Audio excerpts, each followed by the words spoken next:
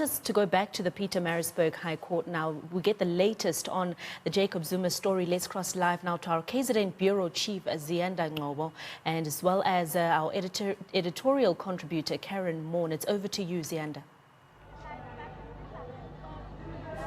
Well, thank you very much, Lindy. We are now outside the Pietermaritzburg High Court, short proceedings as expected, and we've heard that the 4th of February 2020 is the holding date for a pre-trial conference. But in the meantime, Zuma's lawyers have indicated that they are going to be filing an application for leave to appeal that recent judgment which saw the dismissal of Zuma's permanent stay of prosecution application. A bit of a contradiction there from the Zuma's lawyer, Tabani Masuku, saying that Mr. Zuma has always been ready for 14 years to stand for this trial. Yet in the same breath, he said that Mr. Zuma also wants to exercise his constitutional right to actually appeal this matter. And to talk me through this bit of contradiction, really, from Zuma's lawyers, I'm joined by editorial contributor Karyn Maughan. I mean, on the one hand, they're saying we've always been ready to stand for trial, but on the other, they're saying, oh, we're going to file an application for leave to appeal. I mean, really? Well, this has always been an aspect of their response to the case. Remember, Jacob Zuma, in the wake of being charged, subsequent to Shabir Sheikh's successful prosecution by the state saying he wanted his day in court. It was at that stage that the state then sought those search warrants, which they used to seize 93,000 documents, which would form the basis of that forensic report, the updated version of which has now been handed to the president. We hear from Counsel Billy Downer today. And of course, Zuma then challenging those search warrants and that causing a delay in the case.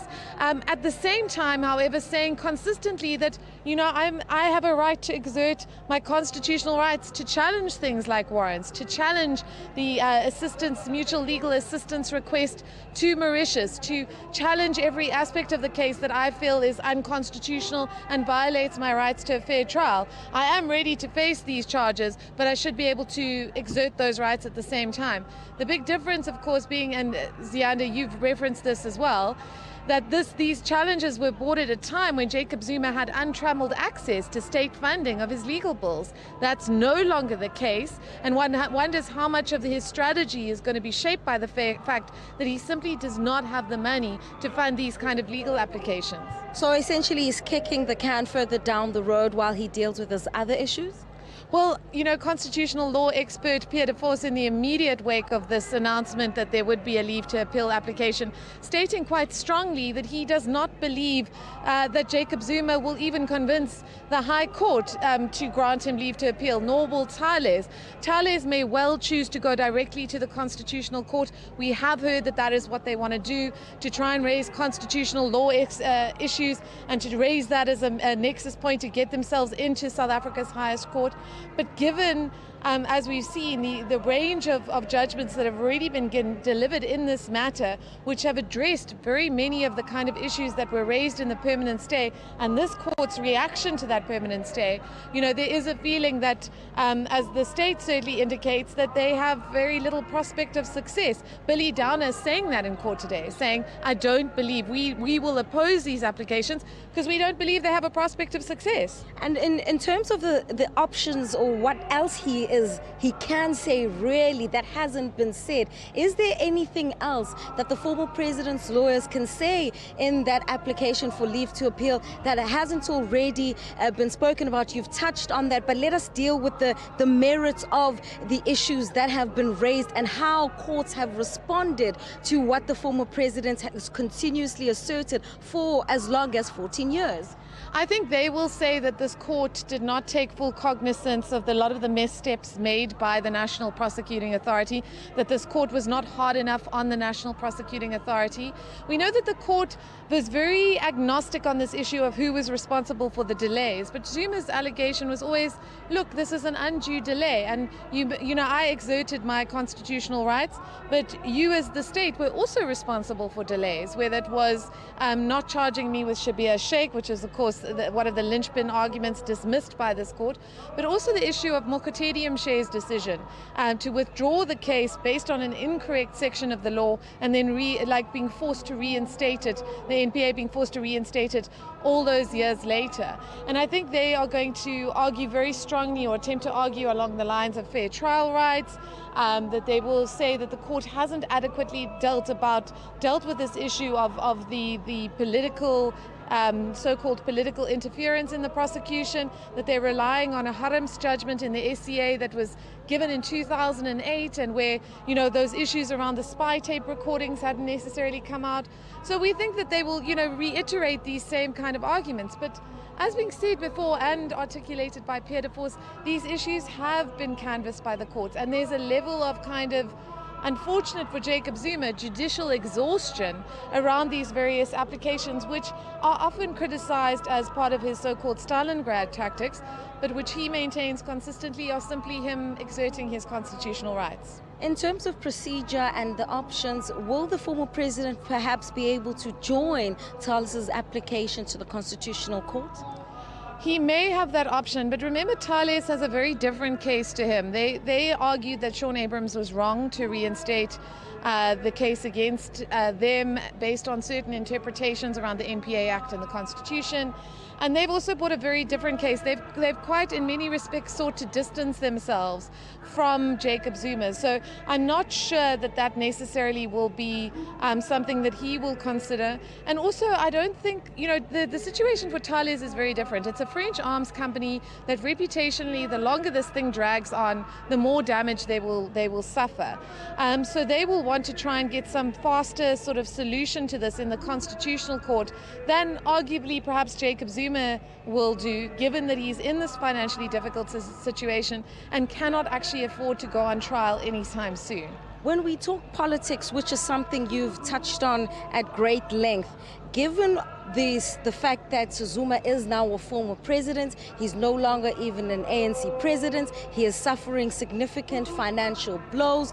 Do you think that maybe by any stroke of a chance or luck that he may have been filing this application for leave to appeal for him to give himself time to you know, canvass comrades, to help fundraise, or maybe play another political card down the line? We know that the ANC is having an NGC next year. We know that there's this so-called fight back plan. Could this also be a part of that larger context? I think that's a perceptive comment. I think Jacob Zuma needs time to weigh his options. He cannot afford to go on trial as early as April. 13th of April being mooted by the state is a possible day for when this case will start. But you know, you and I think Thulisizwe Simelane raising this in some of the analysis that he's done. You know, we were here like over a decade ago when literally you couldn't move in the street because there were so many supporters. People like Zwelinzima Vavi, Fikile Mbalula, Bladen Samande, Julius Malema, packed to the rafters, speaking up in support of former President Jacob Zuma, you know, admonishing Thabo Mbeki. The picture today is very different. All those people have left. We were sitting in a courtroom that, apart from, you know, a few throngs of journalists, was largely empty. This was a courtroom that, when Jacob Zuma was getting the judgment in his favor in the Msimang matter around the postponement of the case, the Chris Nicholson ruling on the forcing the NPA to hear his representations and political interference, you couldn't, the place was packed. You couldn't get a place in that court. And I think, you know, this picture now, even this gathering that's going to take place behind us, speaking about someone who is not in the position that he once was, and how that will impact him now and his strategy, I think, remains to be seen.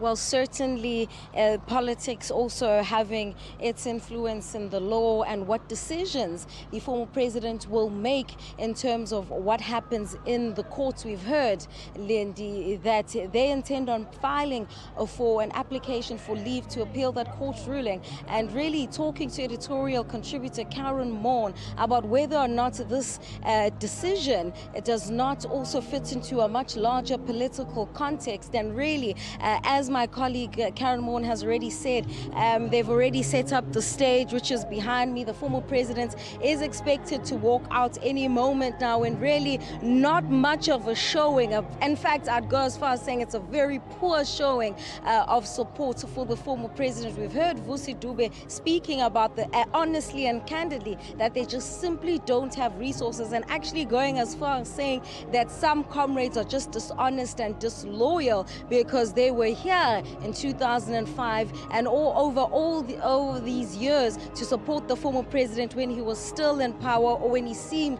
to be on his way ascending into the highest office of the land. He's no longer at Mahlamba Ndlovu. He's no longer ANC president. People are disassociating themselves with him. He is facing significant financial woes. How will this impact him? And really, Karyn Maughan touching on the fact that it's highly unlikely that he'd be ready to stand for trial in April 2020. But at the same time, will the courts grant him that leave to appeal the matter? It seems unlikely, according to Karyn, and really there isn't an argument, according to legal experts as well, that hasn't already been ventilated through many and various courts on significant merits of this case.